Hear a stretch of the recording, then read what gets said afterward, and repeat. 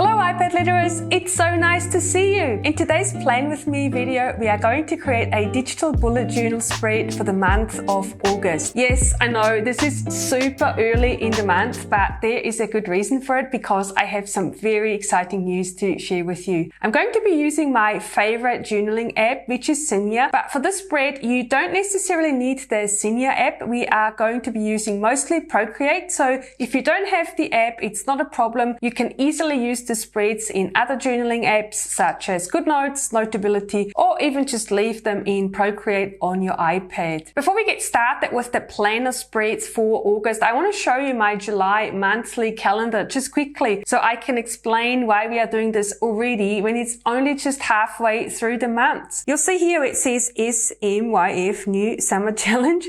SMYF actually stands for Show Me Your Florals, and it's a little collaboration with my friends Becca from the Happy Ever Crafter and Stephanie Fehrenbach, where we show you step by step how to paint watercolor florals from scratch in a week. So this is what this whole week is going to be. Well, Stephanie is painting with real watercolors on paper, but of course us iPad letterers, we are going to be painting on the iPad for a whole week, and I'm so excited for it. And so because I need to coordinate this when Becca and Stephanie are doing that challenge, I'm going to show you my August planner spread now. But it's actually still very good timing because, you can probably guess by now, that theme is going to be watercolor florals. We are going to start in Procreate and create the cover page and the florals for the spread, and then we are going to bring everything back into Zinnia and assemble our spread. So let's get started. This is Procreate. I've already got this here, and the first thing we need, of course, is a canvas. The canvas I have here is my watercolor template, and the size of this template at the moment is 2048 pixels by 2560 pixels, and this is going to be a little bit too wide for the cover page, so we're going to shrink this ever so slightly, and I have figured out that the optimal size is going to be 1742 pixels by 2560. So we can resize the template, or if you don't have the template, you can also create a new canvas from scratch using these measurements. So I'm going to tap done, and this is now going to resize the canvas. And so now this is perfect. So now, of course, the first thing we want to do is write August here. And same as last month, I've already created some stamps for this, so we can use our August stamp. And then I'm going to make this black and then just put it on the page like this. This is so nice and easy. And then we are going to add some florals around it as well. And then we are also going to create a box around it to separate the text from our florals. And the easiest way in Procreate to create the box is to create a new layer and then fill the layer with any color you like. We're just going to fill it. We can always change it as well. And now we are going to resize this shape.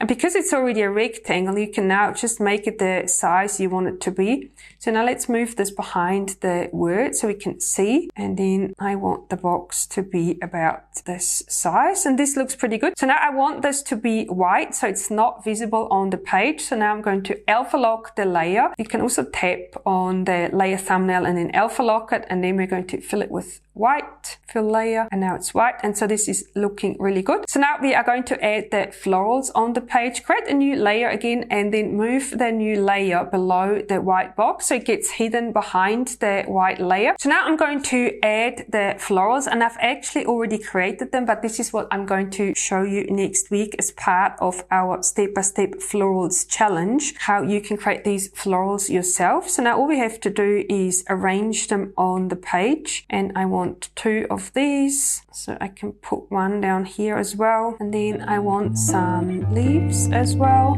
We're going to duplicate them.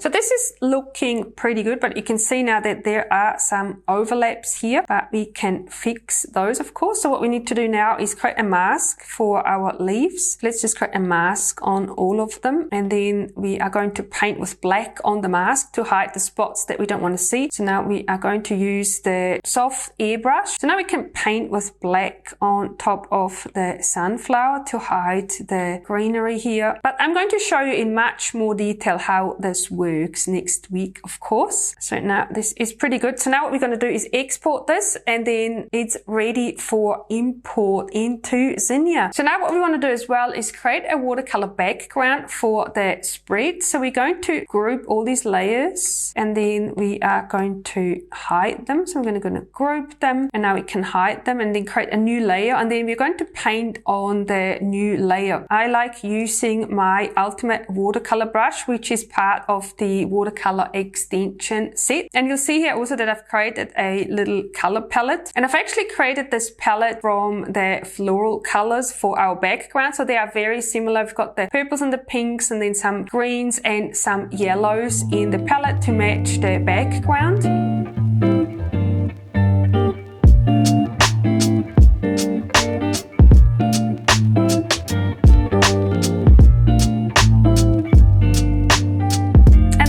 Good. So now we can export this as well as a JPEG. Or alternatively, what you could do as well is select this layer and then mask out all the background textures, especially if you leave a little bit of white in between. This could be a good option. So you're masking all the textures if you have them. And this is nice if you want to use one of the Zinnia background papers. So now we can save this as a PNG. And now in Zinnia, we're going to start with a new journal, and we're going to create a basic page. I like using the white background, just a blank one. You can always change this later if you don't like it. And so now we have the new journal, but what we want to do first is actually upload our cover page. So let's go back and let's change that cover here. So choose photo, and then this one is going to be August 2020. And it looks really nice. So now let's open this up and let's start to create our monthly page. I always like to start my journals with the monthly overview page. So let's do this first. Let's bring in our monthly grid. This is the same that I've used last month as well, and I really like it, so I'm going to use it again. And then we are also going to add all our florals, of course. I've got 3 different ones to use, and so now what we can do is copy and paste them and then move them into place where we want to have them. And so this is quite nice and easy, and it's actually very satisfying to do this.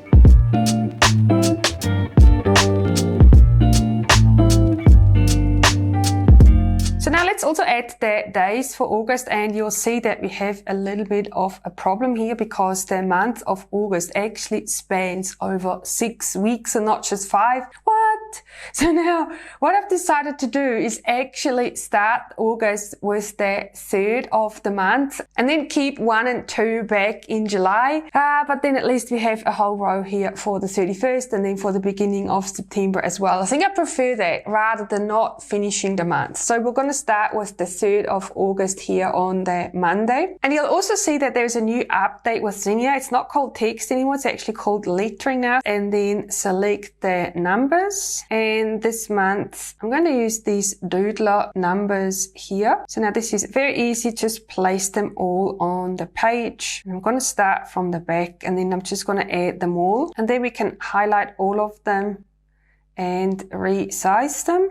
So this is quite handy if you do them all at once, so then you can make sure that they're all the same size.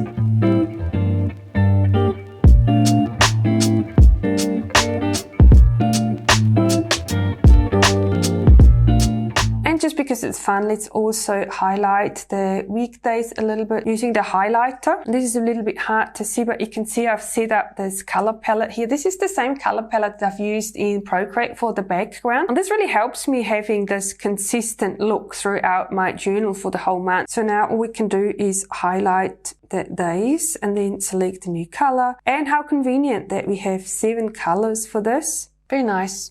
I like this a lot. So now we're going to move on to the weekly spread as well. And we're going to create a new page for this. And for the weekly spread, we are going to use the template that I've shown you in my last video. If you haven't watched that yet, I've done a tutorial and I'm showing you step by step how you can create the weekly spread template using Affinity Designer. And this is the exact template that we are going to use now. And for this page here, I thought it would be nice to use the watercolor background. I don't want to put too many florals on this page because it'll get a little bit too busy. So now let's bring in our background that we created. And now we can turn this around and you can arrange it any way you want, of course. And then we're going to put this in the background. And then I think it would be nice to also have the watercolor texture here. So we're going to add a sticker and there is a cute watercolor background, which is this one here. And we're going to move this to the background as well, all the way at the bottom. So you can long press this button here and then it'll move it all the way to the bottom. So now you can see it's only got the slight texture coming through, but it looks very nice. So we're going to make this a bit bigger to span across the whole page. And then if you think this is too intense,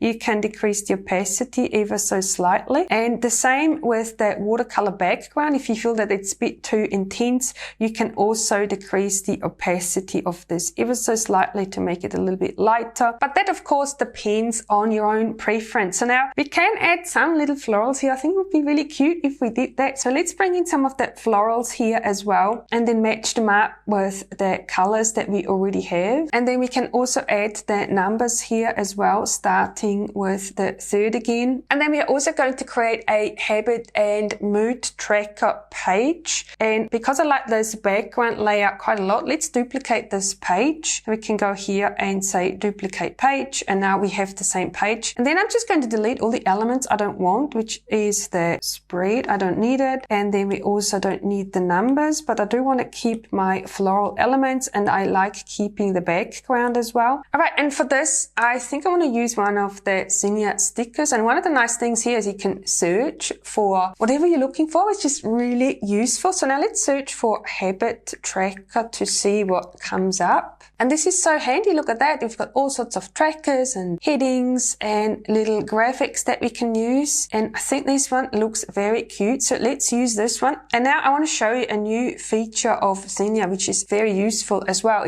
So remember in the past when we had to kind of find a little hack to get rid of elements that we didn't like so much? Well, we don't have to do that anymore. There's a new feature. So if you tap on your element, you can select ungroup. And now we can select individual elements and delete them if we don't want them, which is super handy. And now we just have the elements left that we would like. So now we're also going to add a header here. I'm actually going to rearrange these a little bit. I don't want them to be at the top, but we can maybe put them down here. Okay, so this looks cute. So now let's add a header as well. So we're just going to search for habit.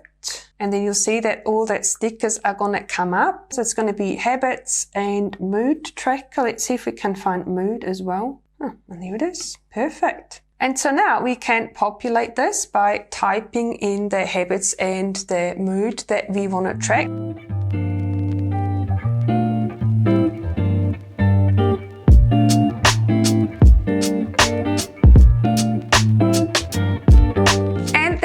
This is our plan with me for August. We've been using all sorts of different watercolor elements, including these beautiful watercolor florals. So definitely don't forget to subscribe and hit that bell icon to get notified when the first video for the step-by-step florals challenge goes live. I'm really super excited and I can't wait to see you there. Thanks so much for watching and I'll see you in my next video.